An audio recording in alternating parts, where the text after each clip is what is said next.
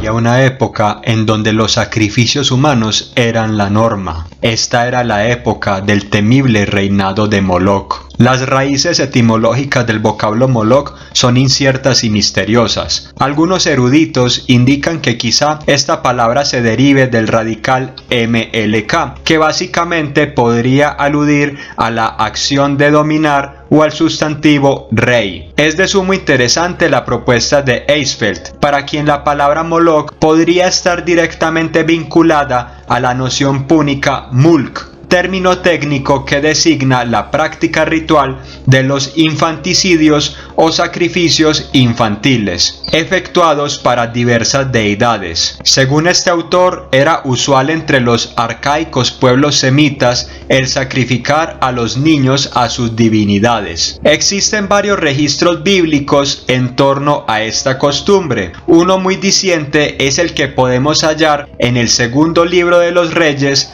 capítulo 23, verso 10, que reza: también profanó al Tofet que está en el valle de Ben Hinnom, para que nadie hiciera pasar por fuego a su hijo o a su hija para honrar a Moloch. El contexto de esta cita es el de las reformas religiosas llevadas a cabo por el rey Josías de Judá, quien gobernó en el siglo VII antes de la era común y pretendía limpiar todos los santuarios, lugares de culto y al mismísimo templo de Jerusalén de la idolatría. Esto hace eco de las prohibiciones constatadas en la Torá. La más explícita de ella está en Levítico 18:21, que dice: tampoco darás hijo tuyo para ofrecerlo a Moloch, ni profanarás el nombre de tu Dios. Yo soy el Señor. Parece que la práctica ritual de sacrificar niños era común en épocas de guerra. A lo largo del segundo libro de los Reyes, en el capítulo 3, se nos informa que Mesa,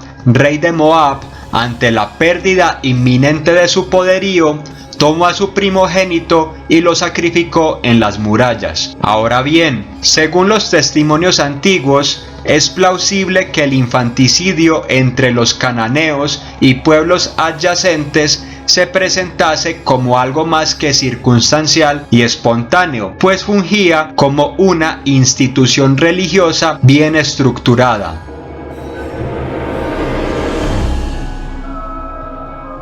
Di Benedetto exhibe que los fenicios, y especialmente las personas de Cartago, ofrecían a sus niños en sacrificio, pasándoles por el fuego, todo con el fin de ser exitosos y ganar el beneplácito y los favores de sus divinidades. Esta autora nos comenta sobre algunos testimonios antiguos que hablan de un cementerio llamado Tofet, en el cual yacían los restos carbonizados de infantes sacrificados. Estos restos estaban salvaguardados en urnas de cerámica. Las fuentes griegas y hebreas nos hablan de una ceremonia que recibía el nombre de Mulk, que consistía en que el hijo mayor de la familia era entregado a los temibles brazos de una horrorosa estatua de bronce, para posteriormente ser arrojado a las abrasadoras llamas de una funesta fogata. Según las fuentes, se presume que el dios al cual estaba coaligado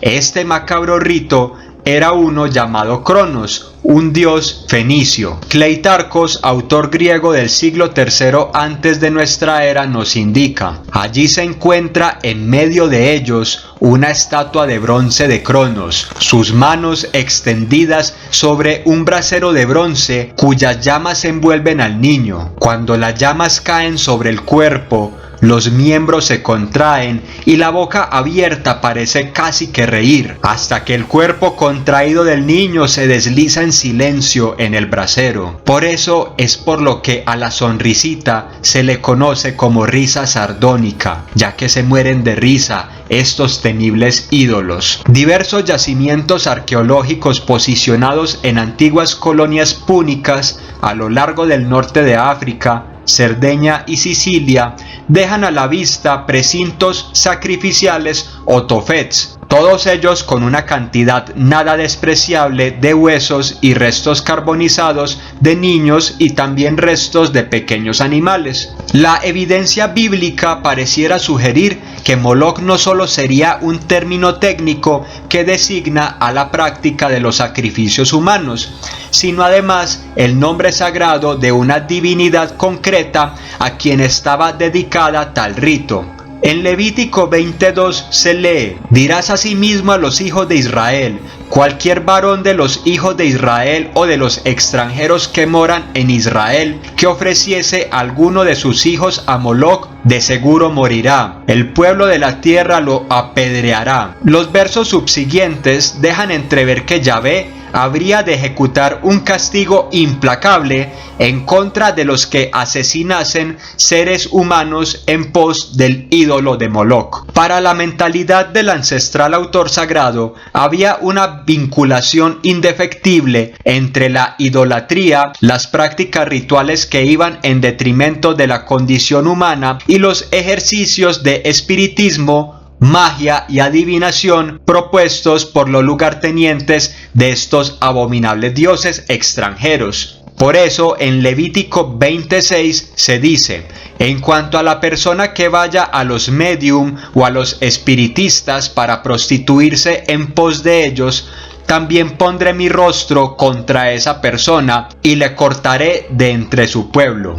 En Deuteronomio capítulo 18, versos del 9 al 14, hay una amonestación directa en contra de las costumbres paganas. El autor brinda un listado de normas a las cuales se debía atener el israelita piadoso. No se ha hallado en ti quien haga pasar a su hijo o a su hija por el fuego, ni quien practique adivinación, ni agorero, ni sortilego, ni hechicero, ni encantador, ni adivino, ni mago, ni quien consulte a los muertos. Hubo israelitas que no fueron ajenos a estas costumbres. En el segundo libro de los Reyes, capítulo 16, verso 3, se nos comenta que Ahaz, rey de Israel, pasó a sus hijos por el fuego. De esta misma forma, en Segunda Reyes, capítulo 21, verso 6, se nos deja constancia que Manasés se adscribió a este espectáculo mortal y abominable.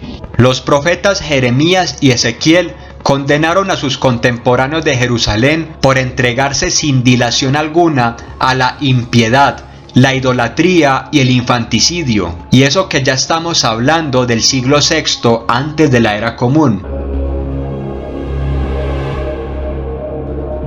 Según Moshe Weinfeld, los sacrificios efectuados en pos de Moloch no eran algo espontáneo. Él mismo nos dice: el culto a Moloch era una institución establecida en Judá con un lugar específico llamado Tofet, lugar que estaba asignado para tal práctica, y por lo tanto era un culto regular. Filón de Biblos, erudito fenicio del segundo siglo de nuestra era, asegura que Cronos, antigua divinidad fenicia, sacrificó a su propio hijo después de una terrible guerra que asoló su patria. Este relato presenta de manera arquetípica lo que en términos morales pareciera ser una autorización de un uso religioso. Este uso religioso no sería otro que el sacrificio infantil. En cambio, la historia de Yahvé sustituyendo a Isaac, hijo de Abraham, por un cordero, quizás sea el antitipo o la antítesis de los sacrificios humanos. Esta prohibición jurídicamente, como se ha venido observando,